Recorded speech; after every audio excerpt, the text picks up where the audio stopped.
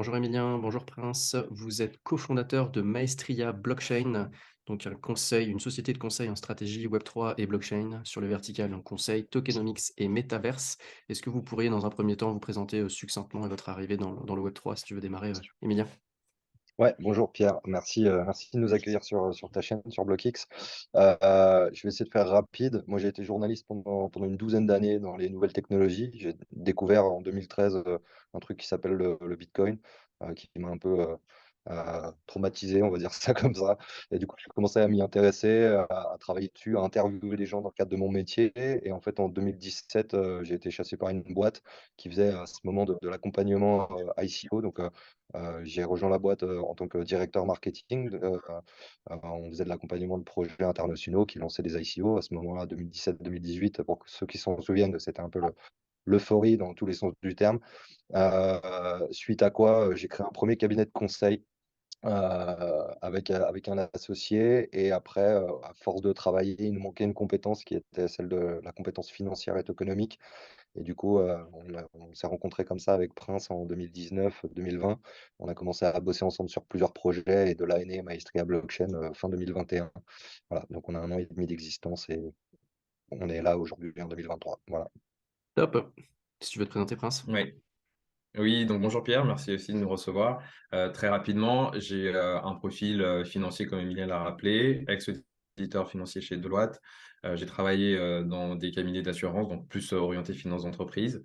Et j'ai rencontré Emilien justement sur des projets qui étaient liés à de la finance et à des sujets liés à l'économie des jetons.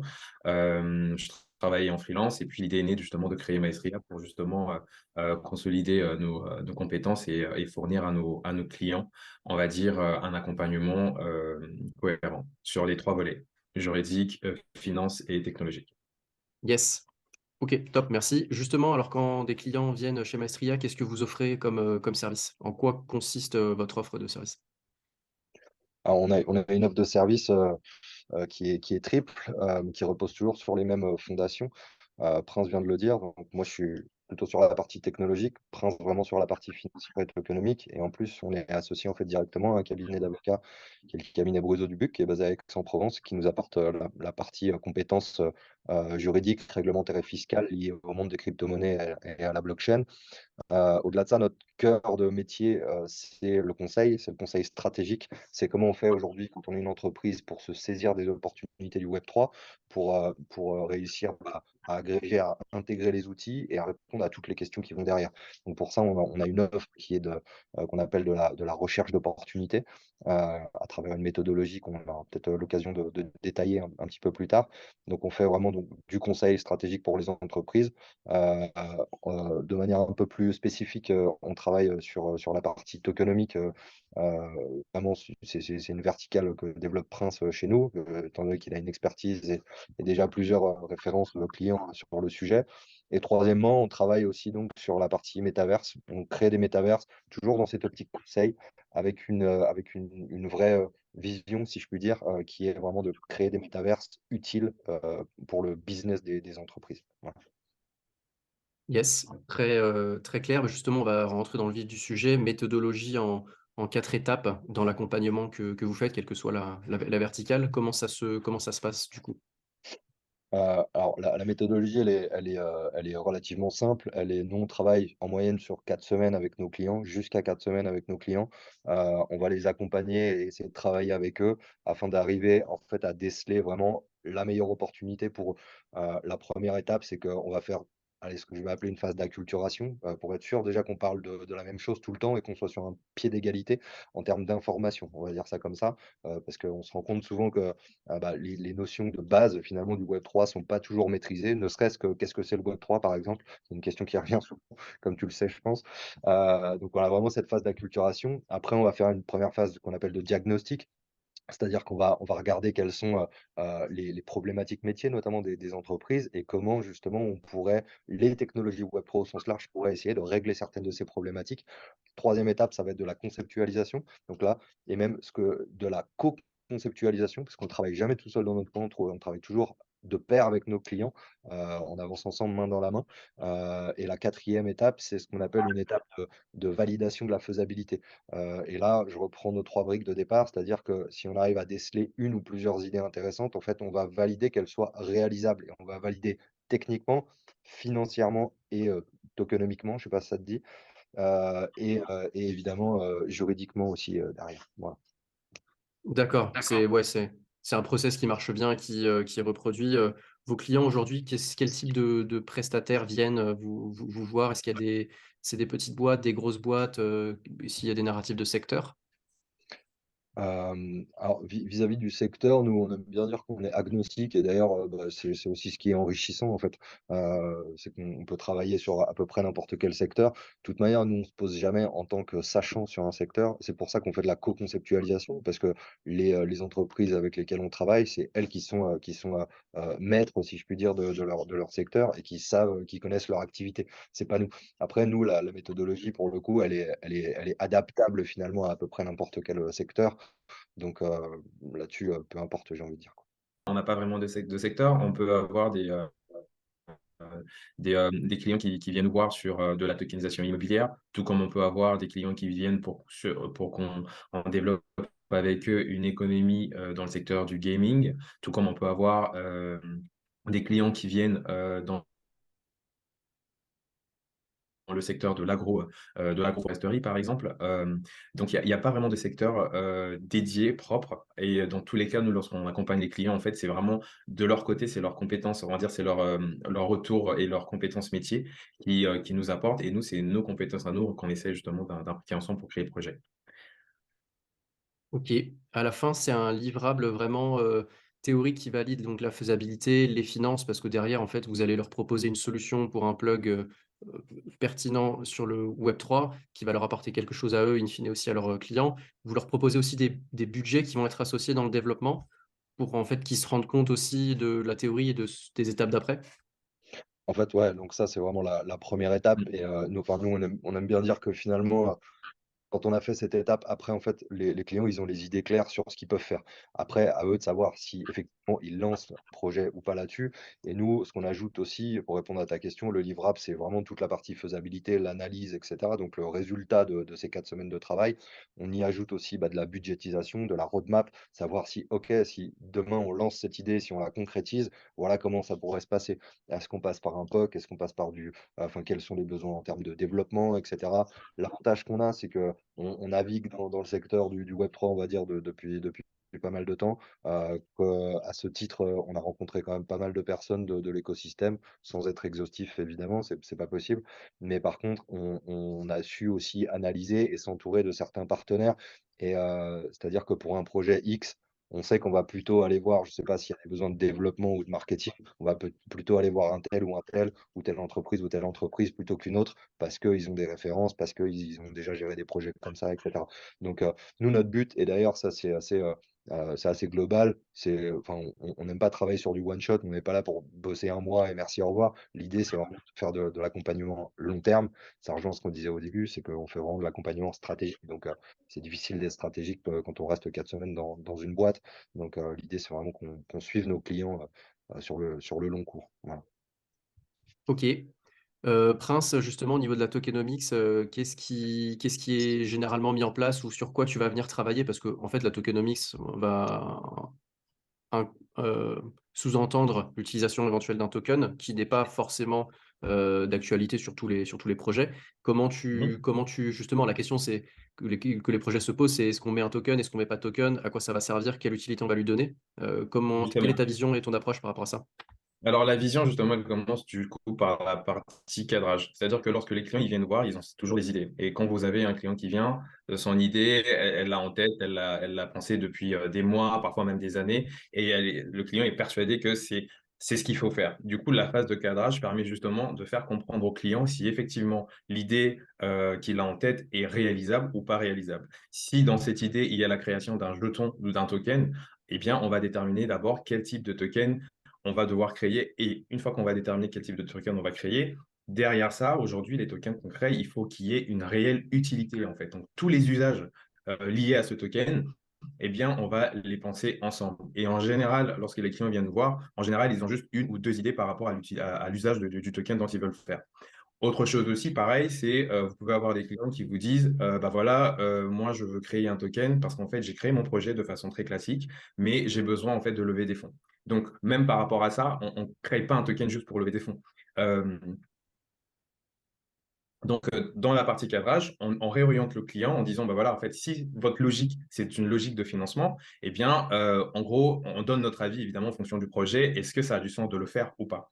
Une fois qu'on a déterminé la partie cadrage, donc de la faisabilité de ce token-là, le développement que l'on fait, c'est justement ces analyses. Là, on va établir tous les métriques on va faire par rapport à ce jeton, quelle sera la quantité de la total supply, quelle stratégie qu'on va déployer. Est-ce que ce sera plutôt une stratégie inflationniste, une stratégie déflationniste, en fonction évidemment en cohérence avec le projet. Ensuite, on va rentrer dans le détail avec toutes les analyses sur le moyen et long terme, parce qu'il faut savoir que quand on développe, quand on crée un token, en fait, le token, il a une vie et le projet a une vie. Donc, en fait, on va mettre en cohérence le projet et par rapport à la longévité aussi du token. Et dans cette phase-là, en fait, on détermine et on analyse en fait vraiment en détail avec, on va dire, des modélisations mathématiques la tokenomics à créer. Et il faut aussi rajouter un truc, c'est que la tokenomics, c'est pas juste des mathématiques et des chartes. En fait, ça englobe vraiment l'ensemble du projet que l'on crée. Et donc, c'est dans cette deuxième phase qu'on va vraiment dans le détail. Pour faire simple, c'est un peu comme si dans la première phase, au niveau du cadrage, on validait la faisabilité du projet, comme si, en fait, comme j'aime bien prendre cet exemple où on a un étudiant qui doit faire son mémoire et qu'il dresse en fait une table des matières. Et puis dans la deuxième phase, on rentre dans le détail de cette table des matières. C'est ce qu'on fait au niveau de la tokenomics. Et évidemment, en termes de compétences, nous ne sommes pas seuls. Comme je le disais, aujourd'hui, la tokenomics devient une science. On s'associe aussi avec les compétences dédiées à ce projet. Donc, on peut avoir parfois des actuaires, parfois des polytechniciens, parfois des data scientists pour justement concrétiser la tokenomics liée à ce projet. Oui, donc vous avez un réseau de partenaires, que ça soit des freelances ou des boîtes, qui peuvent venir se plugger si c'est nécessaire, pour avoir la meilleure valeur ajoutée à la fin du rendu du projet, quoi. Exactement, parce qu'au fait, au niveau de la tokenomics, comme je le disais, ça devient vraiment une science et on ne peut pas tout savoir. Ouais. À l'université, par exemple, on ne vous apprend pas la tokenomics, ça n'existe pas. Et du coup, tous les projets qu'aujourd'hui qu'on crée, eh bien, en fait, on doit, entre guillemets, aussi le faire valider avec nos pairs qui sont tokenomistes et ont des compétences bien spécifiques. Donc, il y a des associations qui se font justement dans l'intérêt du projet. J'ajoute OK. quelque chose qui, à mon sens, a son importance, c'est qu'avec le temps, on a pu créer des frameworks en fait, qui peuvent s'assimiler plus ou moins à des méthodologies sur lesquelles on s'appuie. Donc, on est assez rodé de ce point de vue-là. Et la deuxième chose aussi, c'est, enfin, tu le soulignais très justement tout à l'heure, en fait, tous les projets Web3 en fait, n'incluent pas forcément un jeton numérique. Et du coup, c'est vrai que souvent, on peut travailler aussi à ce que je vais appeler de l'évolution de business model, voire de l'évolution de business plan, par exemple, en fait, quoi. Et ça, c'est assez important parce que l'intégration des actifs numériques, qu'ils soient natifs ou pas, en fait, dans un modèle économique, bah, a des conséquences et c'est des conséquences qui doivent être maîtrisées en fait quelque part. Et ça, Prince fait ça très bien aussi. Vous avez mentionné, Metaverse aussi, c'est quelque chose que vous avez récemment intégré ou, qu'est-ce que Ouais, on a une première très belle expérience à travers un client qui s'appelle les agences de papa, qui est venu nous voir et qui est la première agence immobilière digitale française. Ils sont venus nous voir un jour en nous disant il se passe quelque chose autour des NFT, des métaverses, etc. Qu'est-ce qu'on peut faire dans notre secteur? Et à partir de là, bah, ça illustre un peu tout ce qu'on dit depuis le début. Bah, on a vraiment fait toutes ces phases en fait, avec eux, de l'idéation à la culturation, en passant par la conceptualisation et dans l'accompagnement de projet. On les a accompagnés aussi sur leur ICO. Donc, Prince a fait la tokenomique de l'ICO, du jeton du City à l'intérieur. Il a fait aussi toute la partie, le pricing des NFT qui s'appelle les parcelles à l'intérieur du jeu. Et voilà, et au-delà de ça, bah, c'est un métaverse avec des NFT à l'intérieur. C'est un projet qui est vraiment super et qu'on adore chez nous. Et du coup, on a pris un peu une autre direction avec les métaverses parce qu'on a senti qu'il y avait quelque chose à faire. C'est quelque chose qu'on aime beaucoup aussi en interne.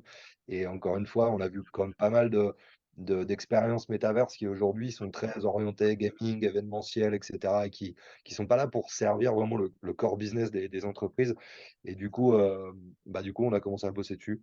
Voilà, on s'est entouré, on a des gens en interne qui sont qui sont des nouveaux métiers, on ne sait même pas comment on les appelle, des méta-architectes, souvent on dit pour rigoler, en interne, mais c'est un peu ça, avec une vision voilà, en l'espace. Donc, c'est des architectes 3D, hein, pour faire simple.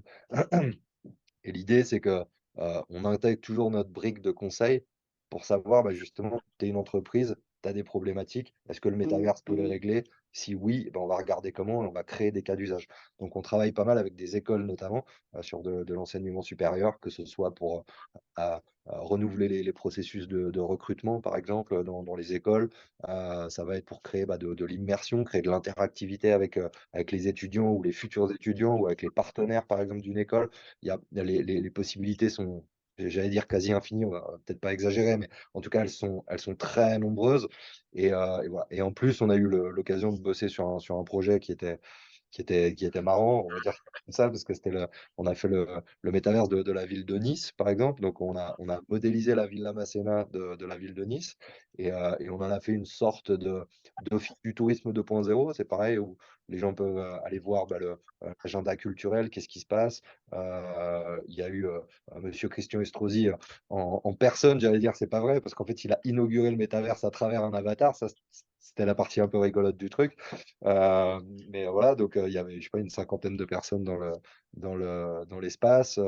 On peut faire des expositions. Il y a une roadmap. Donc avec eux, on a vraiment travaillé sur beaucoup de choses. Donc là, on a mis à l'eau le métaverse fin janvier de mémoire. Et il y a une roadmap, on va intégrer pas mal de trucs, notamment des salons professionnels avec les partenaires, etc. Donc voilà, les cas d'usage commencent à se dessiner, à se multiplier. Et nous, on y croit beaucoup et on bosse beaucoup là-dessus. Et on est devenu assez expert d'une plateforme qui s'appelle Spatial. Et même si on ne travaille pas que dessus, mais voilà un peu notre vision, ce Comment qu'on fait. vous super. Comment vous sentez un petit peu l'attrait des entreprises plutôt classiques pour basculer sur le Web3 dans une phase de marché un peu basse, après des événements, malheureux, qu'il y a pu y avoir avec FTX et autres? Vous sentez qu'il y a encore beaucoup d'attrait? Il y a beaucoup de demandes, c'est calme? Moi, je pense pour ma part que, en fait, quand FTX est arrivé, quand on a su tout ça, le lendemain, j'ai fait un post sur LinkedIn en disant les gars, on va sentir les effets dans 6 mois. Et je pense qu'on est à peu près 6 mois après. Et je pense que les premiers effets, les premiers vrais effets commencent à arriver. C'est-à-dire que, en fait, on est dans une crise de la confiance, clairement. Et moi, je pense que ça perdure encore un petit peu, qu'il y a beaucoup encore, on l'entend tout le temps aussi, hein, blockchain égale blanchiment d'argent, enfin des raccourcis monstrueux euh, et énormes et qui portent préjudice forcément au secteur. Donc moi j'ai l'impression que les entreprises, elles comprennent qu'il y a une évolution, voire une révolution, mais par contre qu'elles y vont quand même doucement, elles y vont avec précaution. Ce pourquoi aussi, voilà, on a décidé nous de faire les choses avec la partie juridique en parallèle parce que c'est nécessaire, parce qu'on peut pas faire n'importe quoi. Mais on le voit bien, en fait, quand on lance des projets, qu'on arrive à les cadrer, que c'est des projets «intelligents» entre guillemets et qu'en plus, bah, on respecte la loi, j'allais dire, heu, bah, tout va bien en fait, quoi. On n'est pas des dangereux, tueurs de chats ou je sais pas quoi, parce que c'est on n'est pas dans des activités complètement illicites, quoi. Voilà ce que je veux dire. Ouais, bah, justement, bah, on arrive sur la fin de l'interview pour une petite dernière question, par quoi va, selon vous, passer, l'adoption plus massive et surtout une utilisation du Web3 au-delà de l'expérimentation pour se dire, parce que bon, on a vu des lancements de collections NFT, on a vu des expérimentations à travers d'événementiels, en l'occurrence, par exemple, dans les métaverses, mais de se dire que les entreprises, expérimentent dans un premier temps, mais surtout après vont y rester sur le plus long terme. Par quoi ces changements de mentalité vont passer?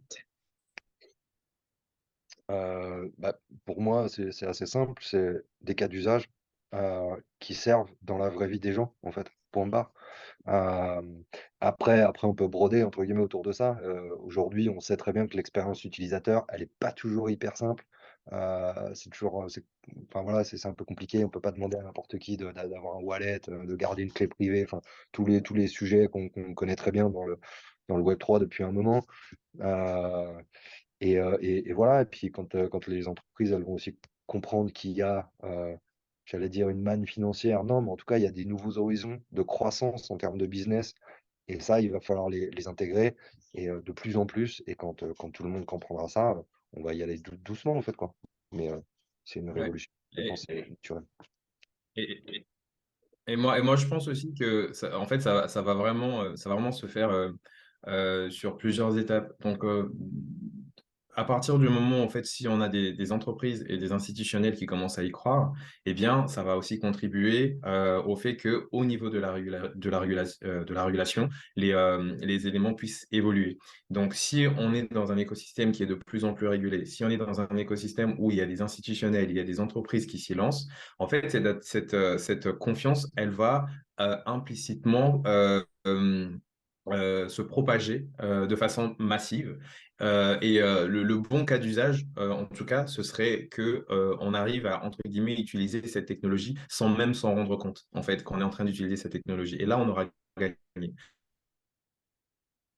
OK, là, ça va passer par justement des gros acteurs qui croient en cette technologie et qui derrière proposent des services au voilà. super. Très bon mot de la fin. Bah, je vous remercie pour votre temps et votre partage, Émilien et Prince. Merci beaucoup. Merci beaucoup.